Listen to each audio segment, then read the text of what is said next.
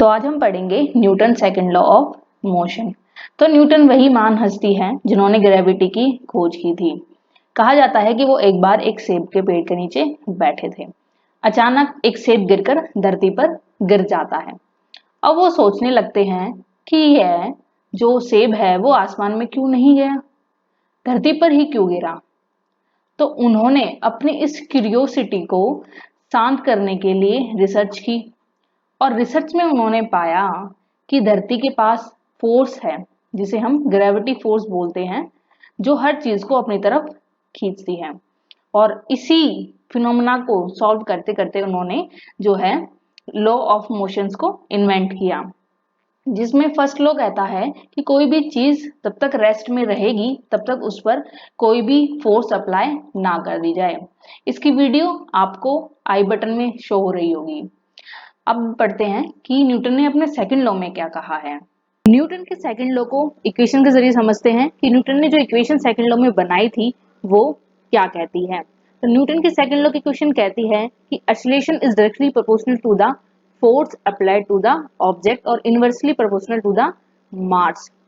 Inversely proportional यानी कि मास ज्यादा होगा तो एक्सीलरेशन कम होगा और एक्सीलरेशन ज्यादा होगा तो मास कम होगा। और directly proportional to the force यानी कि फोर्स जितना ज्यादा हम लगाएंगे एक्सीलरेशन उतना ज्यादा ऑब्जेक्ट का होगा। एग्जांपल के जरिए समझते हैं कि एक 5 kg का बॉक्स है, वो आपको मूव करना है तो आपको फोर्स लेस चाहिए, मास कम है इसलिए फोर्स लेस चाहिए और एक्सीलरेशन वो ज्यादा हाई करेगा।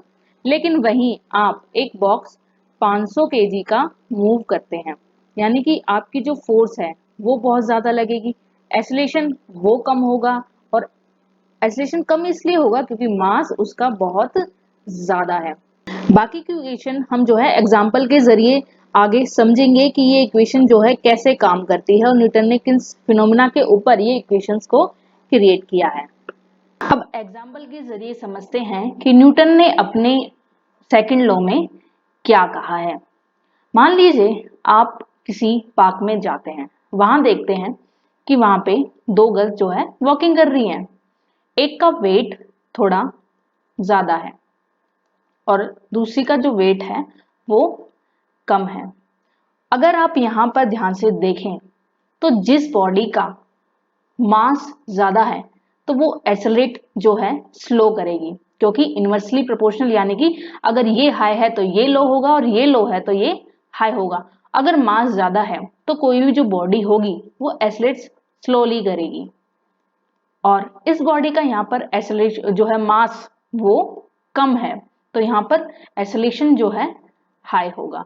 अगर आप ध्यान से देखें तो दोनों ही बॉडी जो है सेम फोर्स अप्लाई कर रही हैं, लेकिन अगर इस बॉडी का मास ज्यादा है तो इसे तेज भागने के लिए फोर्स भी ज्यादा अप्लाई करना होगा और इसे तेज भागने के लिए उतना फोर्स की जरूरत नहीं है, क्योंकि मास जितना ज्यादा होगा हमें फोर्स भी जो है उतना ही ज्यादा अप्लाई करना पड़ेगा उसको एक्सेलरेट करवाने के लिए, यानी कि F is equal to ma। Example लेते हैं एक बाईसाइकिल को राइड करने का।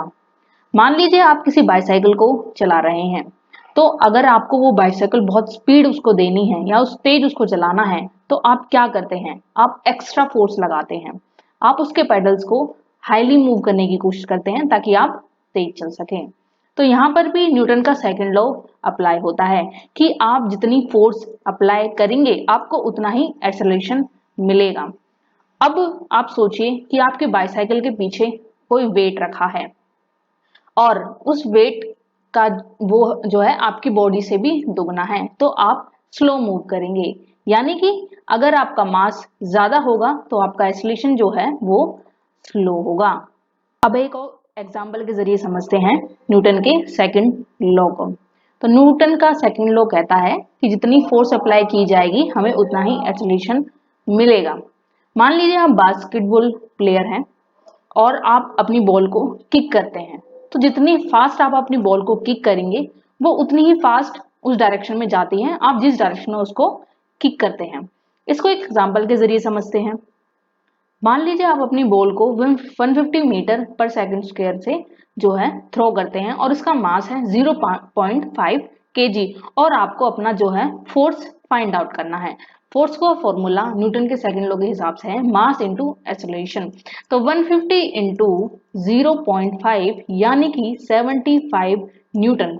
आपको 75 न्यूटन की फोर्स अप्लाई करनी होगी अपनी बेसबॉल को जो है मोशन में यानी कि किक करने के लिए या उसको मूव करने के लिए। तो ये था न्यूटन का सेकंड लॉ। आई होप आपको समझ आया हो। Thanks for watching. अगर आपको कोई भी डाउट हो तो प्लीज आप हमें पूछ सकते हैं और अगर आपको वीडियो पसंद आई हो तो प्लीज सब्सक्राइब करना ना भूलें।